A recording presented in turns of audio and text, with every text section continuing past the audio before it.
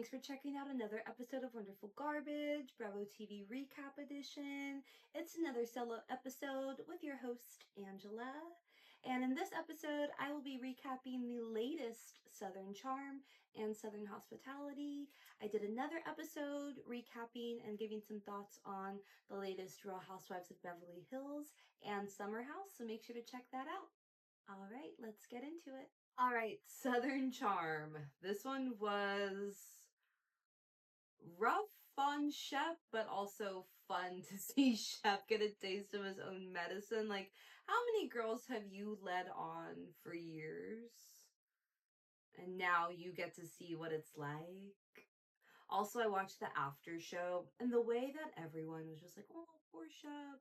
Except for, like, Taylor, of course. But, and I get it, like, they're all friends of his, but also call out the fact that, like, he never had a conversation with Sienna about the validity of their relationship. He never said, like, we're going to be exclusive. She said she didn't know that they were dating and were exclusive. So then for Shep to, like, go to all the links that he did and be in all these feelings, like, Shep made up a serious relationship in his head. And in the after show, everyone's like, oh, well, he's so sensitive. He's such a sweet guy. He's in his feelings. Like, he's going to share all these things. I'm like, and this is why men, like, they're just like, it's like you're just coddling them when he's literally delusional. Maybe that's just me. Let's get into the episode. Okay. We pick back up with Shep and Sienna talking. Shep is saying that their relationship started out so passionate and grew more. We all know what passionate means, right? He says the universe brought us together. She apparently had talked to him about babies, which I could see like a late night. You're laying together, you're talking about your future. I could see like how he could be confused, but also if you never define the relationship, Shep, then what the fuck are you doing? He's like, well, I dreamt about like us living all over the world, having all these adventures. And it's just like creepy how he's talking to her, I think. He says that he's in love with her, but doesn't know where they stand. And she's like, I didn't know what this was. Like, we never defined our relationship. And he's like, you have to have known how I felt, didn't you? And she's like, well, now I do. Again, Shep, if you're not clearly communicating, she's not going to know how you feel. And maybe if you did, she just doesn't care. So, Shep and Sienna go and join everyone else for dinner. They're all sitting down, orders drinks, eating food. Austen plays a little producer at this dinner, and he's like, hey, Shep, let's go to the bar and chat. So let's get Shep away on his own and leave Sienna with the group for them to grill her. Madison immediately is like, okay, what's going on with you and Shep? Are you guys actually dating? What's happening? We hear that you're playing hard to get. She goes, am I playing or am I hard to get? It's like, okay, girl, calm down. She says that she loves Shep. He's a great guy. They have fun together. And they're like, oh, you said love. And she's like, well, yeah, like, he's a great guy. Madison asks if they're actually together, if they're exclusive. And she's like, as of right now? And they're like, yeah, which I also think is weird. I feel like she's kind of playing it too. She says that Shep has never had a conversation with her about being exclusive or being in a relationship, so she wasn't sure if they were even together. And the group is staring at each other like, why the fuck are we here on this trip then? Like, yay, we're in the Bahamas. We totally could have gone somewhere else, but like, we're here because Shep thought you guys were in love and dating. And Taylor is laughing. Taylor is Shep's ex-girlfriend, if you didn't know. Thanks for listening to this still, if you don't know this show. Taylor's laughing her ass off because she's like, it's so funny. Like, Shep was getting a taste of his own medicine. He led me on. I thought we were going to get married. That didn't work out. Now he's chasing something, chasing Sienna, who does not want to be with him. So Shep and Austen are talking. He says he's happy with what he said. He loves her, but they've only hung out for long weekends. I'm like, this guy is so delusional. You haven't spent more than 72 hours with this person, and you're talking about how much you love her and how obsessed you are with her and this future that you want to build. Give me a break. Shep is telling Austen that he's like, well, she says that she missed me. But y'all, in the flashback that we get from production, thank you, producers, the total opposite. He's asking Sienna, did you miss me? She says, I'll see. He then says, I miss you. And she says, I'm sure you do. Homie, and none of that did she say, she missed you too. Like, he's so delusional. Shep and Austen come back to the table, and it's so funny. They're like, hey, yeah, we like talked to her, we grilled her, we got the info, and Shep was like, oh, you like asked her questions? And they're like, duh, we're not just sitting here staring at her. They're like, but everything checked out. Like, you guys have a lot of similarities. We think Sienna's good for you. You guys are similar because you're both non-committal. And they start laughing. They're like, yeah, because you guys aren't like together, right? And they're like, oh my goodness, this is like so awkward. So they end dinner, they go back to the girls' suite, and they're like drinking, they're hanging out, they're talking. We get a little clip of, because they're like, where's Sienna? They're like, oh, Shep's like, she went home, she had a stomach ache. And they're like, yeah, right, she doesn't have a stomach ache. Madison's like, she just doesn't like you. And they're like, oh. She's like, but she doesn't. If she liked you, she would be here. She doesn't have a stomach ache. Like, whatsoever. And it was just so awkward. Craig even says, like, in a confessional, he's like, like he said last episode, that he can read people and all this stuff. He's like, I just knew, like, as soon as I met her, she was not interested in Shep whatsoever. Like, her vibe was off. If she wanted to, she would, type of thing, which is really funny because he should have taken that advice with his relationship. Okay, y'all, we need to talk about this text that Shep sent to Sienna. So freaking cringy. He says, I'm not going to convince someone that they love me for 3 days when deep down I know they do. I hope you understand my feelings and exalt them. Y'all, immediate ick. All of it. Ooh, immediate ick. Go away. This is disgusting. Burn your phone. Change your identity. Never be seen again. He said, I just don't feel this way for anyone, and you say the same things to me because I've heard it from your perfect little freckled lips. Again, ooh, immediate ick, all of it. Change your name, go into witness protection, never be seen from again. He says, people can say whatever they want, but we'll have all the love and laughter. And then he's like, okay, TED Talk over. And Austen is, or Shep is telling this to Austen. And he's like, you did what? You sent this to her? This is so cringy. He's like, I want to shrivel up and die for Shep. Like, I want to disappear. I don't want to do this. He's like, this is just so awkward. Like, dude, has Sienna responded? He's like, nope, she hasn't. He's like, oh, man, yeah, like, props to you for sharing your feelings, but, like, I don't know how this is gonna go.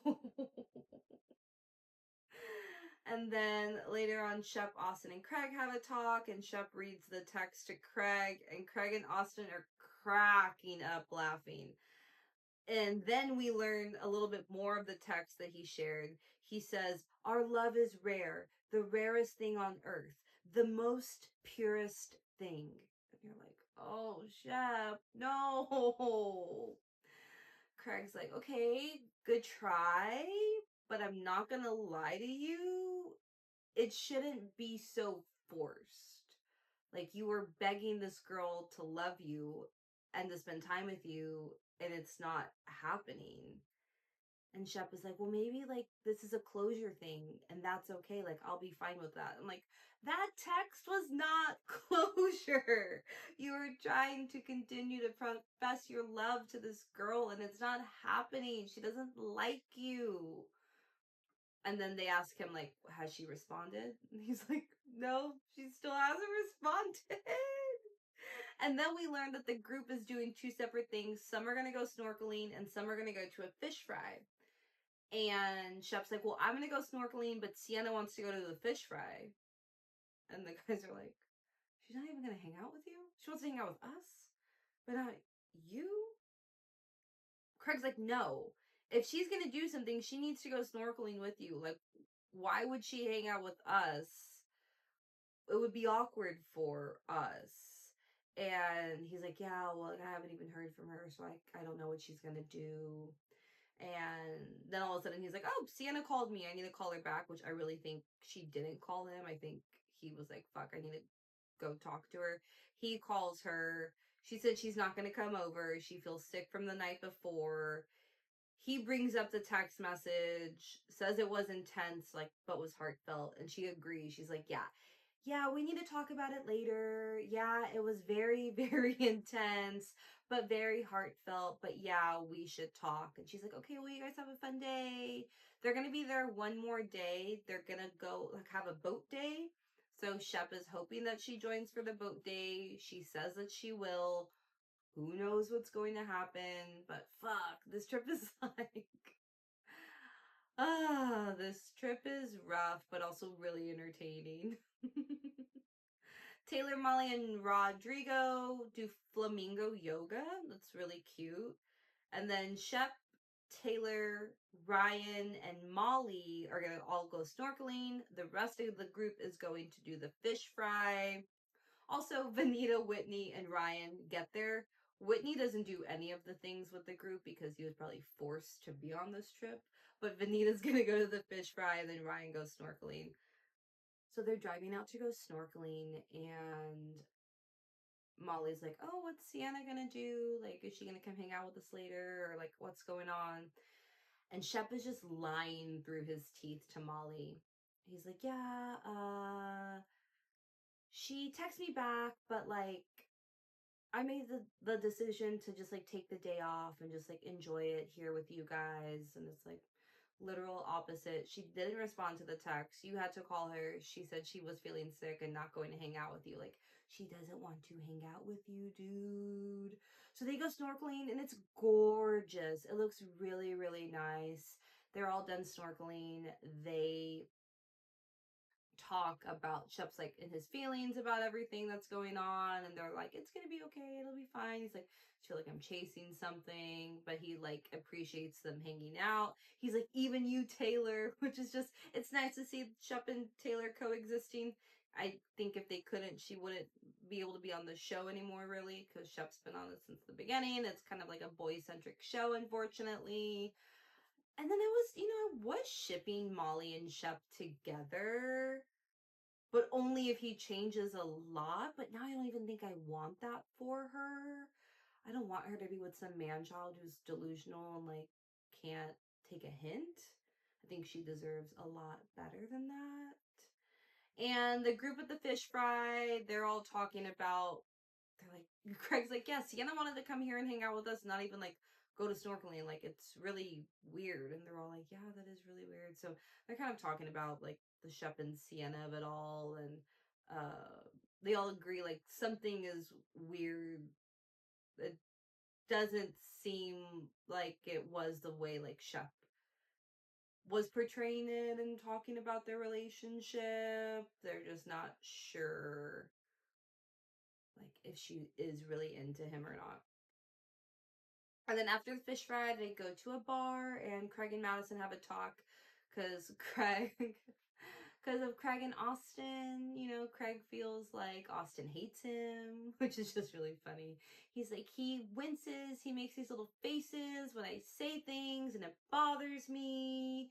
And like, these boys are so funny. And Madison's like, you guys are sisters for life. You're going to be fine. So there's one more day in the Bahamas. We'll see if Sienna hangs out with them or not. And then JT eventually is going to, or T, no, yeah, JT. I always get them confused. Is eventually going to get there. He missed his flight twice, Vanita said. At this point, why are you even gonna fucking be there? Just like stay home. You're only gonna be there for like a day and a half and then fly back. Like, but I get it. You want to film, right? You gotta film. You want to make some money and be a part of the group trip. But yeah, I'm just happy Vanita's there now because I love Vanita. I think she's a lot of fun and I want her to have more screen time. But again, it was fun to see Shep being played. All right, so some of the things from the after show. Shep said like he wanted to follow his heart, and Austen's like, yeah, I support him doing that. I think it was like really sweet. Molly said that Shep was laying himself out there, which was nice. And Vanita's like, this is just how Shep is. Like he's showing you like how emotional and like open he is. I'm like, Shep being emotional. Maybe Shep is a love bomber. He just is non-committal. But all of this reminded me of that quote, like, this is all like bitches telling each other exactly. Like, everyone is blindly agreeing that Shep was doing the right thing and is like, maybe not doing the right thing, but showing his emotions the right way when, like, literally he made up this relationship in his head. Then they were saying in the after show that they were all like, why were we on this trip if Shep never, or if Sienna was saying that they never defined the relationship, then they were kind of like, we weren't sure why we were on this trip if they weren't like really together. Austen was saying that Sienna should have been more nicer about it, should have been softer with her answer when Madison asked if they were exclusive and committed.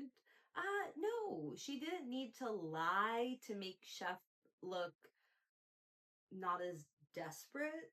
You know, she needs to be honest. If they never had a conversation of being exclusive, then she needs to tell the group that. She doesn't need to lie for Shep. That's the issue with the like this whole the guys on this show is that they want to like make each other look better when they're not.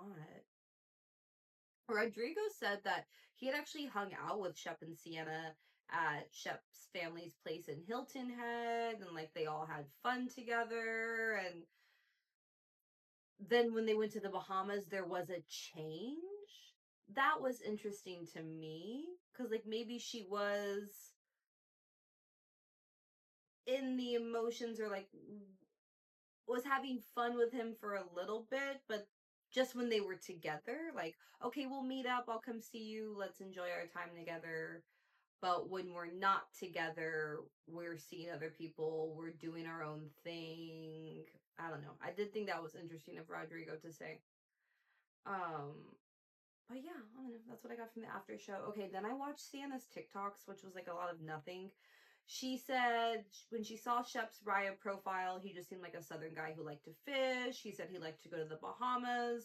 So she was like, cool. Like, if you ever come to the Bahamas, let me know. We can meet up. Like, that'd be fun. She said that Whitney reached out to her. Like, he directly requested to chat with her.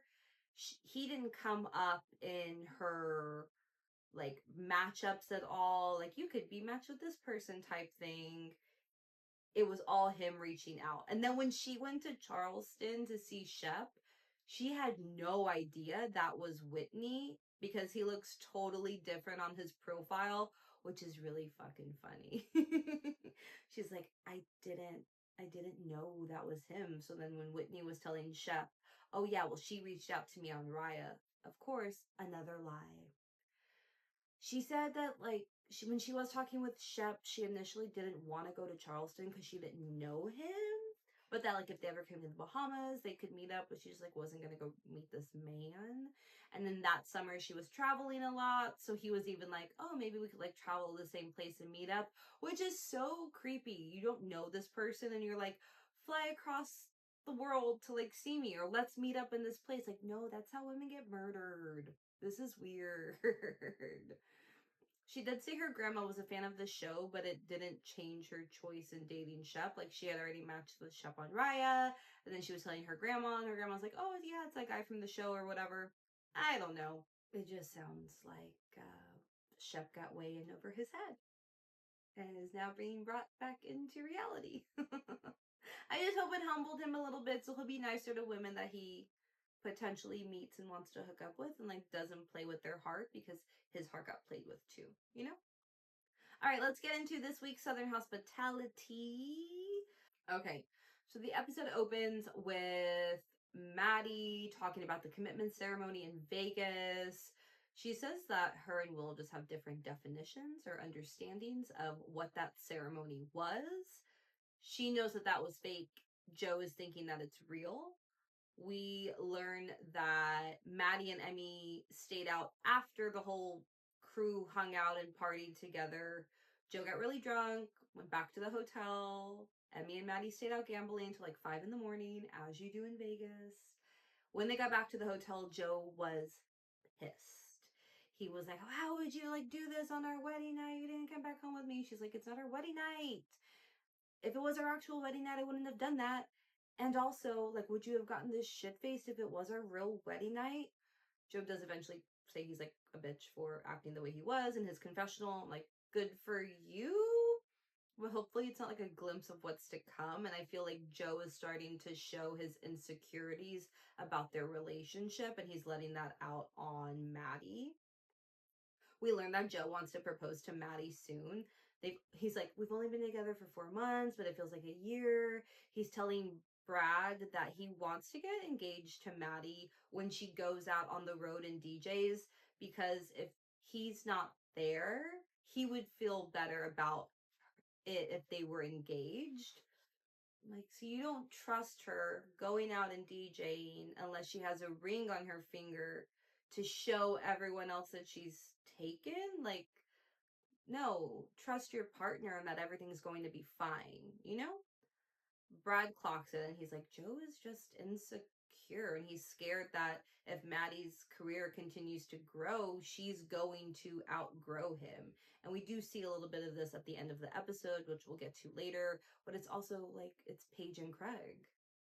And hopefully Maddi and Joe are seeing what's happened there and are either going to continue the relationship if they can work past all that stuff, or end it so they don't waste each other's time. Okay. I also think it's really funny that things fall apart at Republic when Michaels isn't there. He's saying that there was so much that went wrong when he was in Vegas. They had so many issues because he wasn't there to help run things. But I was thinking, like, hasn't he only been there for a year? And, like, why isn't there a backup that can make sure things are good? I feel like that's a bad management setup. Like, there's no reason that your new AGM who's been there about a year, like, you guys don't have a backup? I don't know. I don't get that. It made me laugh.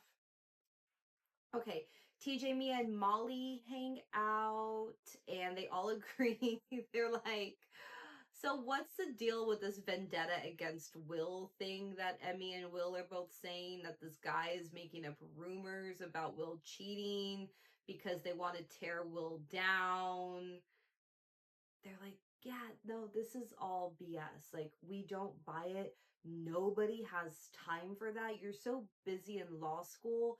The last thing you're trying to do is spread rumors about some other new guy at law school. Like, you're not that important, Will. They say that Emmy just continues to defend him 100% because that's her identity. She doesn't know who she is without Will, and she's not going to try to question anything that he's doing because she doesn't want to deal with the truth. And we see this in the next scene with Emmy and her sister. They talk about Vegas and they say that, you know, Will talked with everyone about the shit that he was spreading about Emmy. And then they talk about Austen, brought up the cheating rumor.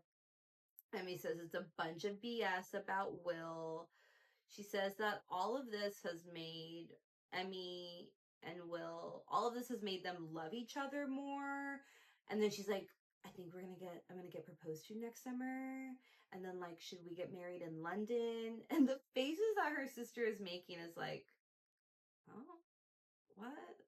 This man is spreading nasty things about you around town. And you still want to marry this man? Like, no, this is not okay. And her sister says that it's good that Emmy believes Will, because her sister wouldn't. There's just so many rumors out there that are scary.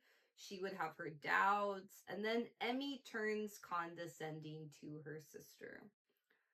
She tells her that she'll understand it when she's older, that a relationship should be built on friendship, and that her and Will tell each other everything.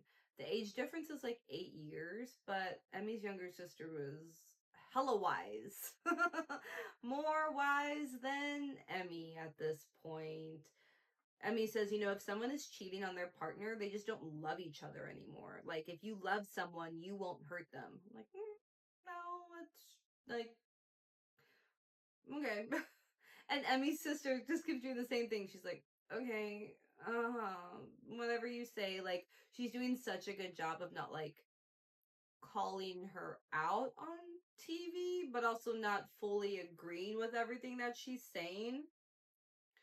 Emmy asks her sister if she thinks she seems happy. She's like, yes. And then she goes, well, you seem overwhelmed. And Emmy is like nervous laughing. She's like, oh, yeah, overwhelmed? Okay, yeah. You're like, Emmy, take a breath, dear. Like, calm down. Emmy has, and it's been a really rough summer.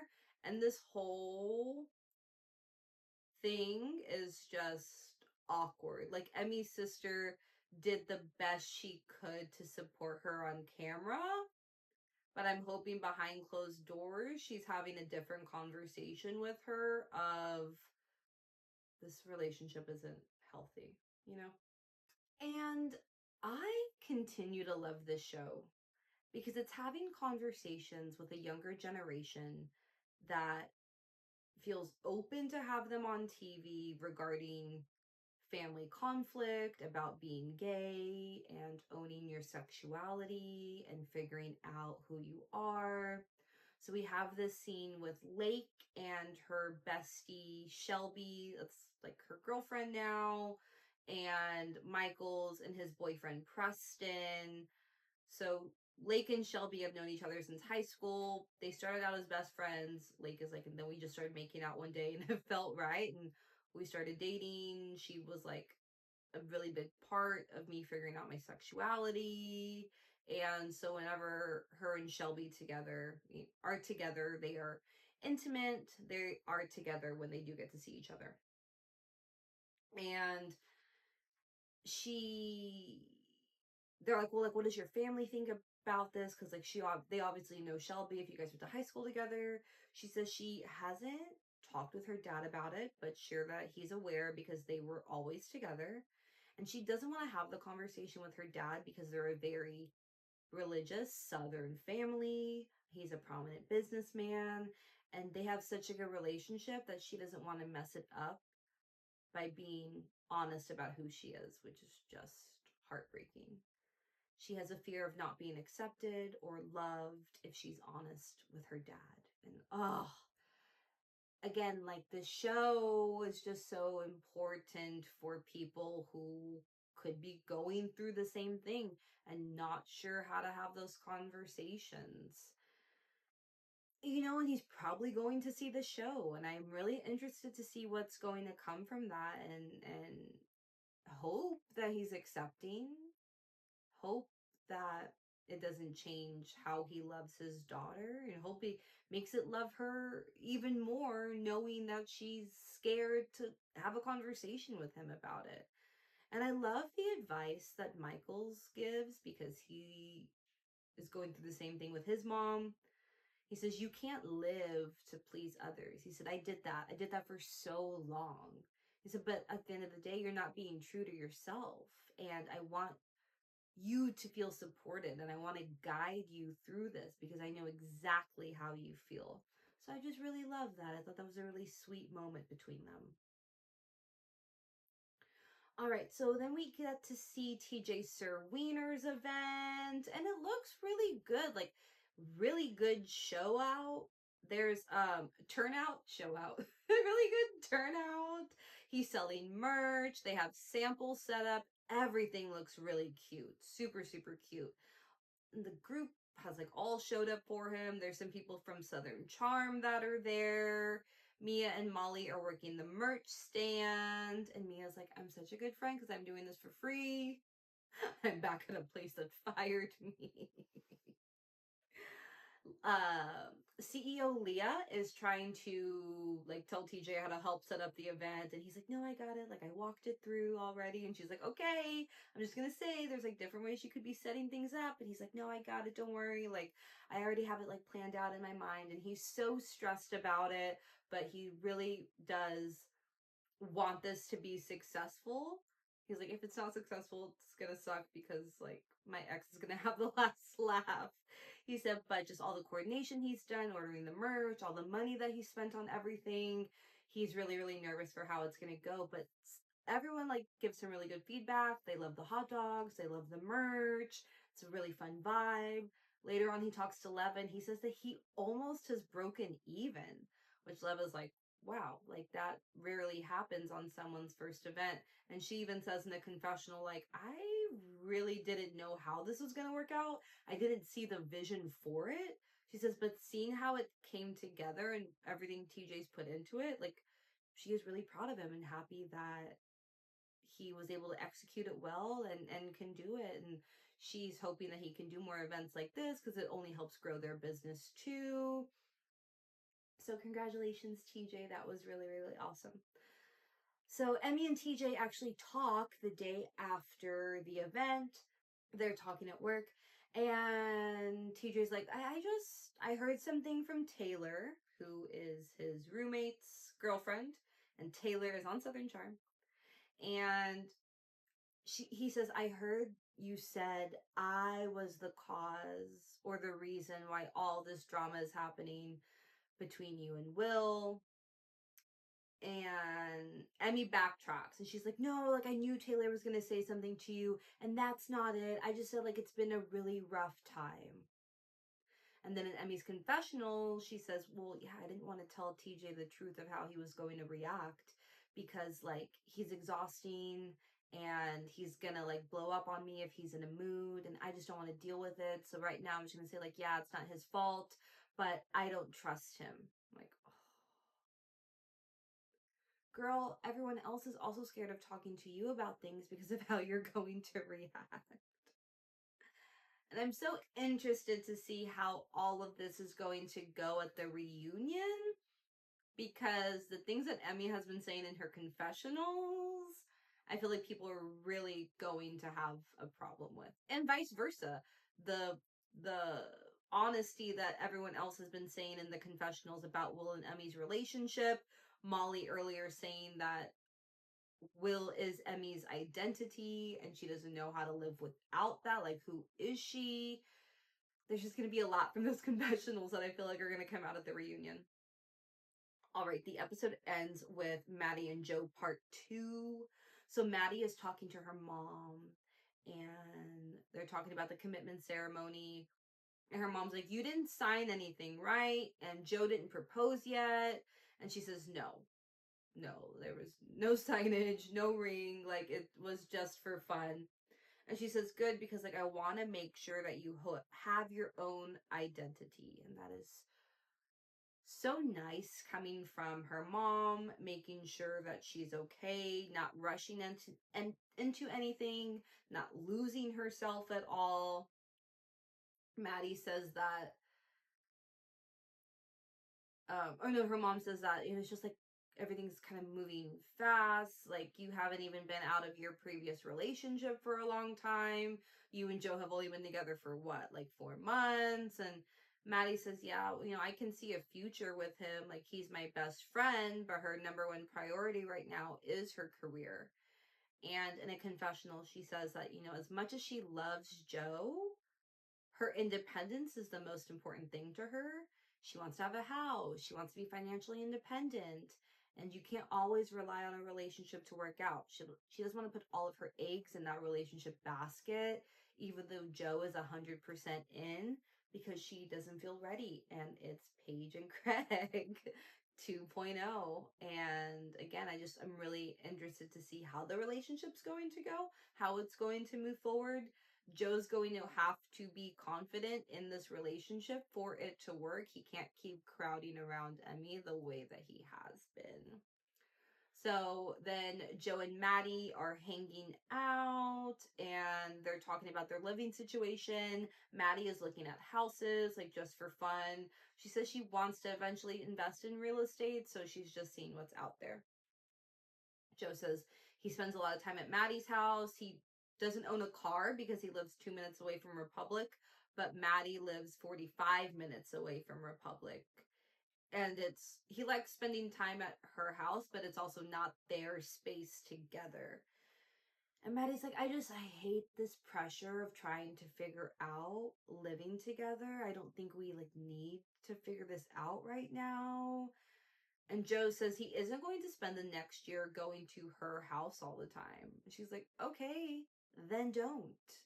And I think he was taken aback by the fact that she wasn't on her knees begging him to live together, And even her body language is different. She's curled up. She's kind of turned away from him.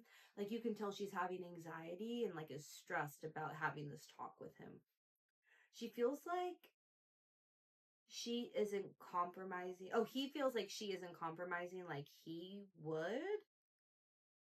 And Maddie's like, you are putting me in the same situation that you complained about my ex putting me in. You were saying that I was moving way too fast with my ex. And here we are 4 months in, and you're doing the same thing to me. She said, I thought about living with Trevor a year after we were dating. But of course, Joe was giving her shit because he was in love with Maddie. He didn't want Maddie to move in with Trevor because he didn't want things to keep progressing and then them maybe eventually get together. Joe wanted Maddie all to himself. So of course he was being like that back then.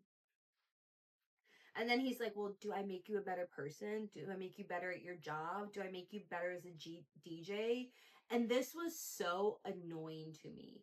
Yes, your partner, it would be great. Yes, they should make you a better person. You should strive to be the best person that you can be for your partner, but also for yourself.